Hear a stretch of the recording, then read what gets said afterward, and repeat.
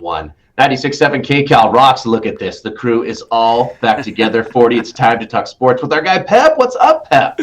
And guys, listen, it's so good to be back. And also, we love drama. We love drama in the NFL. So much drama going into that final weekend. Actually, for both of your teams, which we'll get to in just a second. But I will start with the Rams because, man, they went into this final week. There was not a guarantee they would make the playoffs. And they rolled in not only with their backup quarterback, but a guy who had never played, never started in the NFL. And they still beat the Arizona Cardinals 18-7 behind John Wolford. 40. He was a star of the AAF, the now defunct league. That's where he came from because no offense to him, he couldn't get an NFL job, so he went to the AAF. But look at him. It paid off. I looked over at one point of the game, saw the quarterback, and I'm like, well, they have no shot. And I paid no attention to the score, and now I'm like, oh, they made it in. They're in the playoffs. And here we are. Dude, just bizarre, but good on the Rams. They punched their ticket to the postseason. I still don't know what Jared Goff's deal is right now with his broken thumb. Like, that's why he did not play this past weekend against Arizona. I'm not sure what his status is going to be going forward now because the Rams, this is the matchup, Patrick, I think everybody wanted. The Rams will now go on the road and get a shot at their division rivals, Seattle, in Seattle. A horrible trap game for the Seattle Seahawks. A pretty gnarly injury to his thumb. If you saw against the Seahawks, it broke his thumb and dislocated it.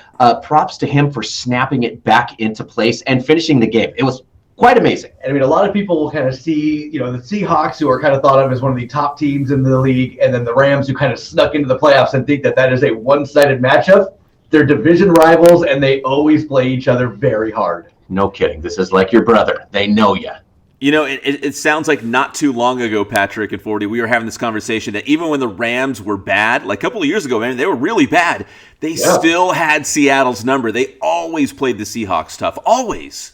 And even now, Sean McVay, I believe that he's only lost to us once or twice. That's it. Yeah, that like you said, a trap game. It could be tough for Seattle. I see the Seahawks moving on, but still, yeah, Rams and Seahawks, man, that is going to be a battle, a rematch of those rivals there. So here, let's take a look at the NFC. So we got Rams and Seahawks, obviously. The Seahawks go in as the number 3 seed. The Packers are your number 1. They get the first round bye. We got Saints versus Bears. New Orleans is the number 2. And then finally, we've got the Tampa Bay Buccaneers on the road at your NFC East champion, the Washington football team. And 40, the Eagles, even going into the final weekend, they were, no longer even in the race, but they could have shaken things up a little bit if they beat Washington, but they did not. Well, like you said, we love the football drama, and yesterday was nothing but that with the Eagles. Going into the day, they kind of announced that our head coach was going to be safe going into next year, which was something that was up in question. And then he goes ahead and wants to throw his job in question anyway with the Sunday night game by benching the backup quarterback, who they brought in over Carson Wentz, their starting quarterback, who they benched earlier in the year. Never has tanking seemed so obvious. Oh, yeah. Even my wife, who is just kind of casually keeping an eye on the game, said, wait, what's going on here? And I was like, oh, it's a long story. Their starter got benched, and they brought in the backup, and he was doing pretty good the last couple of weeks, and then they took him out. Now the third string's in, and just, again. I think the biggest thing was that, Jalen Hurts was clearly not in on the tanky because he was on the sideline visibly upset. And now there is a photo going viral from last night of Jason Kelce, Carson Wentz, and Zach Ertz all hanging out at the Philadelphia field until 1 a.m. in the morning. And they're like, look, these guys hanging out, probably the last time they're all going to be hanging out as Eagles because they don't expect to be back. There you go. Kind of means he's on the move, most likely. Yeah, that's not something you do when you're like, okay, guys, I'll see you in the offseason for our mini camps and workouts. No. That's not something you do. Okay, so yeah, and real quick, one more note on the NFC. Tom Brady, 43 years old, 43 touchdowns on the season. Unbelievable. Tampa Bay might be sneaky good. I know they got Washington in the first round, so of all the teams, I know it's always a trap in the playoffs thinking you're going to overlook a team, but of all the teams, Tampa Bay got Washington, which might play in their favor in the long run maybe, to at least get out of the first round. Chase Young, the dominant rookie for the football team, was skipping off the field talking about how he wanted Tom. He wanted Tom. Uh-oh. Look out, Tommy. He got Tom. So we're going to find out this weekend. Quickly to the AFC. Here's how it looks. The Chiefs, the defending Super Bowl champions, the number 1 seed. No shock there. They have the first round bye. The Bills are number 2. They will play the Colts. The Steelers are 3. They play the Browns. That's another divisional rival matchup again in the playoffs. And then we've got Derrick Henry over 2,000 yards leading Tennessee against the Ravens. Guys, those are some really juicy matchups for the first round of the playoffs. Yeah, we should have some really good football. I mean, better than the college playoff. With college, I'm just hoping for a good game. A lot of talk about the NFL helping the Saints out, giving them the Sunday game one day after Kamara is eligible to come back. If it was a Saturday game, Alvin Kamara not going to be able to play in that one. The NFL's got to have their stars on the field. The schedule makers just somehow randomly made it to where Kamara would be back for that game.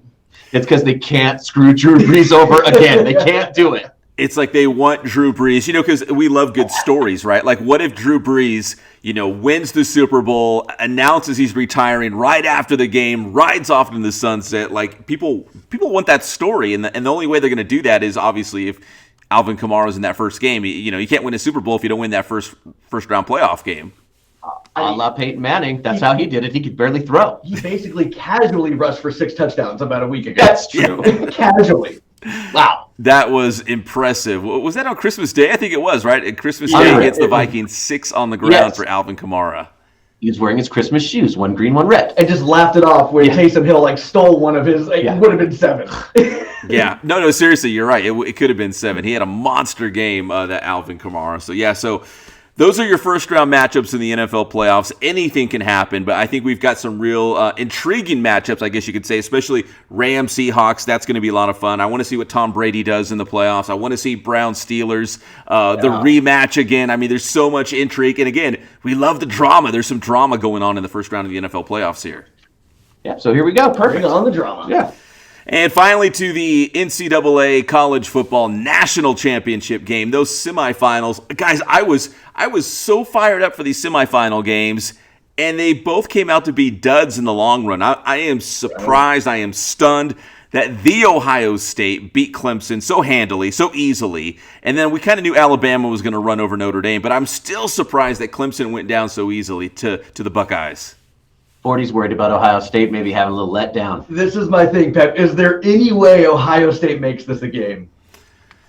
I would have said no until they beat Clemson so easily. And I'm like, wait, hold on. Are they a lot better than we thought? Because remember, the Big Ten Conference, they weren't even going to play football this year, remember? And Justin Fields, the quarterback for the Buckeyes, and a lot of other influential players in the Big Ten were like, no, we got to have a season. And whether they get 6 regular season games or something like that, just enough to qualify for the playoffs. And even Dabo Swinney, the head coach at Clemson, was like, I don't even think Ohio State should be in the college football playoff. But here we are. We got Buckeyes taking on Alabama.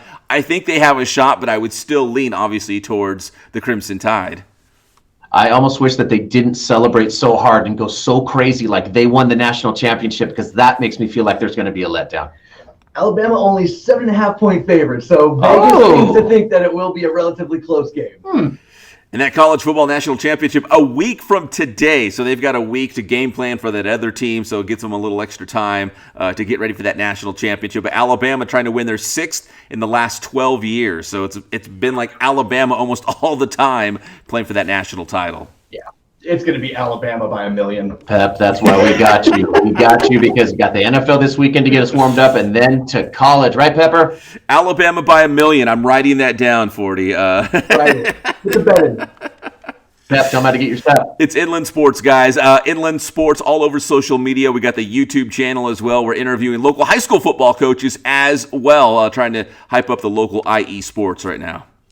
Thanks, Pep.